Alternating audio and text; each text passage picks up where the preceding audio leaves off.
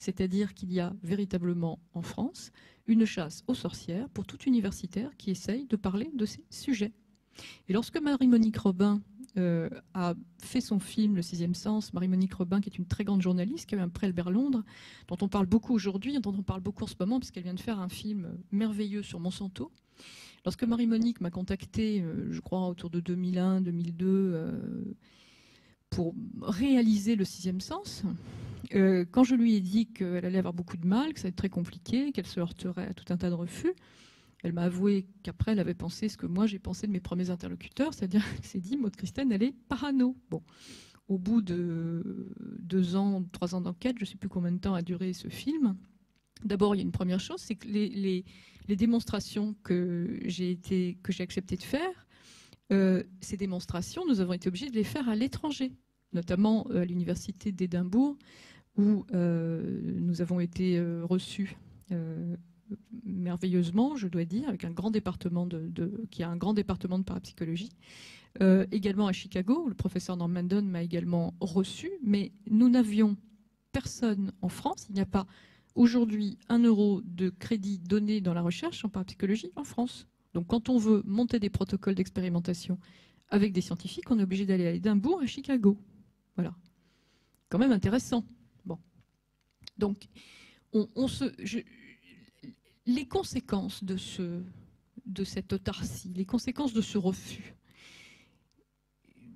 elles se situent où ? Elles se situent dans une marginalisation de la voyance, et elles se situent aussi véritablement dans l'impossibilité d'exercer, enfin dans l'impossibilité, dans la grande difficulté d'exercer, dans la mesure où sous le nom, chaque fois que vous voyez écrit le non-voyance, derrière il y a autre chose. Vous voyez, en ce moment sur Internet, c'est une épidémie. Une épidémie de sociétés qui proposent finalement d'acheter de la parole prostituée. Hein. Alors, moi j'ai envie de dire, parce que j'avais monté une association qui s'appelait Delta Blanc en 90, avec une astrologue remarquable qui s'appelle Chantal Mignon, Chantal Hurtaud-Mignon, parce que dès le début de mon exercice, je me suis rendu compte que vraiment, c'était pas possible sur le plan éthique. J'avais rien compris. C'est-à-dire que moi, je pensais que c'était les voyants qui étaient très méchants, et puis pas du tout.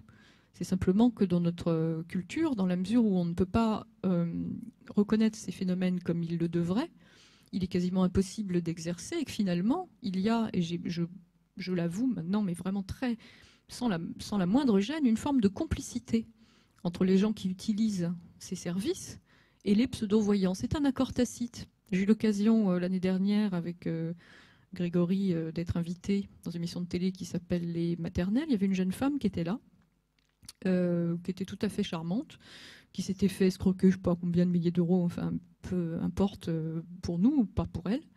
Et cette jeune femme a eu une parole très courageuse et très honnête quand la présentatrice lui a dit « Mais écoutez, vous pensiez vraiment que vous aviez affaire à un voyant, à des voyants ?» Elle a répondu « Ah mais pas du tout, moi je téléphonais parce que je voulais savoir ce que je voulais juste entendre ce que j'avais envie d'entendre. Je voulais entendre que la personne que j'aimais m'aimait aussi, et puis je voulais entendre que ma vie allait être dans le sens de ce que je souhaitais. » Bon. D'ailleurs, c'est pas la présentatrice qui lui a posé cette question, c'est moi. Et elle l'a parfaitement reconnu. Et elle a ajouté d'ailleurs, ce qui était merveilleux, elle l'a dit à l'antenne, et moi j'irai vraiment jamais voir quelqu'un comme vous parce que j'ai pas du tout envie de savoir au fond. Bon. Donc je crois qu'il faut arrêter, si vous voulez, quand on parle de la voyance, un coup sur deux dans les émissions, c'est il y a des charlatans. Bon, ok, il y a des charlatans, mais enfin, la plupart des gens, mis à part quand il y a des abus de faiblesse, mais ça c'est un autre dossier, avec des gens qui en effet rentrent dans la vie des autres avec soi-disant toujours cette question épineuse de la voyance gratuite, qui bien entendu, personne ne passe de publicité pour faire de la voyance gratuite. La voyance gratuite peut toujours arriver, mais c'est évidemment pas des gens qui passent de la pub qui font ça, puisqu'il faut bien qu'ils amortissent leur pub. Donc c'est un attrape-nigo qui derrière se double souvent de menaces, de menaces, d'abus de faiblesse, de chantage, hein, et de chantage à la magie, de chantage à la magie noire, de chantage à l'envoûtement.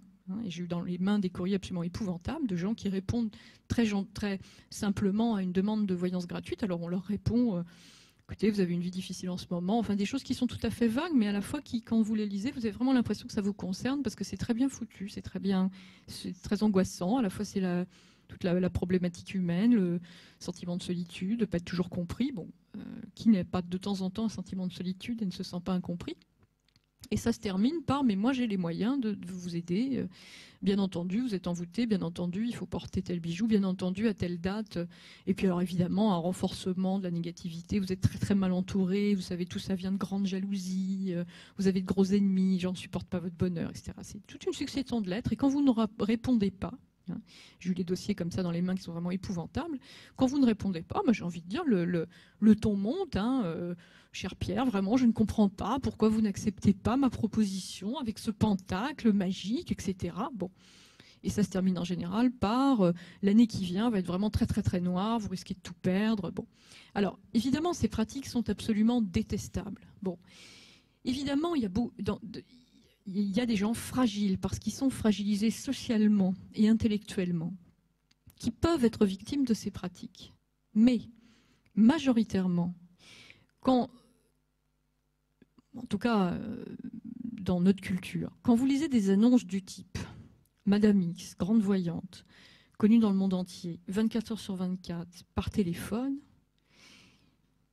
bon, j'ai tendance à penser, ce qui ne veut pas dire qu'il ne faut pas se battre pour les 10% des gens qui ne pourraient ne pas avoir suffisamment de discernement et d'éducation pour en être victimes, mais j'ai tendance à penser que 90% des gens qui utilisent ces services savent très bien ce qu'ils font et savent très bien ce qu'ils achètent, comme le savait très bien cette jeune femme lors de l'émission de télévision. C'est-à-dire qu'à un moment, ils ont besoin d'entendre une parole qui va dans le sens de leur désir. Exactement comme un monsieur, quand il va au bois de Boulogne et qui tombe sur une créature qui lui dit « Tu viens chérie », il ne va pas après porter plainte au commissariat en disant « Je ne comprends pas, elle m'avait juré qu'elle avait des sentiments pour moi ». Bon, c'est ridicule. Bon. Donc, le problème de la voyance n'est pas le problème du charlatanisme. Le charlatanisme, il provient de l'impossibilité qu'il y a à considérer ces phénomènes comme ils sont, à les étudier et à les valoriser dans notre culture. Alors, évidemment, dans la mesure où on ne peut pas les nommer, où ils ne sont pas supposés exister, le décalage est tel que quand on se retrouve face à des phénomènes de voyance, ou parce qu'on les vit soi-même, il y a beaucoup de gens qui en vivent, ou parce qu'on les découvre chez un praticien, c'est tout de même assez rigolo. Je vois assez peu de gens nouveaux, mais ça m'arrive encore. Et chaque fois que je commence, « Ah, mais c'est extraordinaire », je dis « Bah non, vous avez déjà vu ça à la télé ou sur les vidéos. » Oui, mais c'est extraordinaire. C'est-à-dire qu'on le vit, on le revit 2 fois, 200 fois, 300 fois, on n'arrive pas à s'y habituer. Je dis bien dans notre culture, parce que j'ai beaucoup de clients étrangers, j'ai des clients asiatiques, j'ai aussi pas mal de clients qui viennent du monde arabe. Et je dois dire que, je suis désolée de dire ça pour vous ce soir, mais c'est vraiment formidable de travailler avec des gens qui vivent dans des cultures où ça ne fait pas question. Parce qu'il y a il n'y a pas vraiment d'émerveillement. Bon, à la fois, ils sont très exigeants, ils ont bien raison, mais il y a une telle habitude qu'il y a une très très bonne pratique. C'est-à-dire qu'on sait ce que c'est, on sait ce qu'on doit en faire, on sait les questions qu'il faut poser, on sait ce qu'on doit dire. C'est complètement intégré. Vous voyez, c'est complètement intégré. Quand j'ai eu la chance d'être reçue à Dharamsala, j'ai vécu peut-être les 15 jours les plus formidables de ma vie. Bon, déjà, c'était extraordinaire d'avoir la chance d'être reçue par Nechung, par le voyant du Dalai Lama. Ça a été possible grâce au travail d'une femme remarquable et de son mari, Françoise Bottreau et Michel Gardet, qui ont produit ce film, qui l'ont réalisé. Et qui, pendant 2 ans, ont travaillé sur ce projet avec le bureau de sa sainteté, parce que bien entendu, on ne peut pas approcher Nechung comme ça.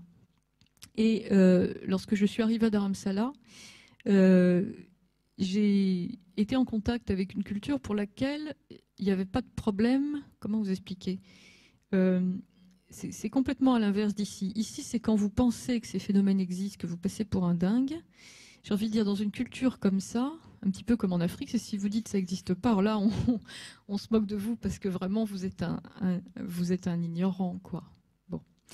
J'ai eu la chance à Dharamsala de vivre une très belle expérience de voyance avec une consultation qui m'a été faite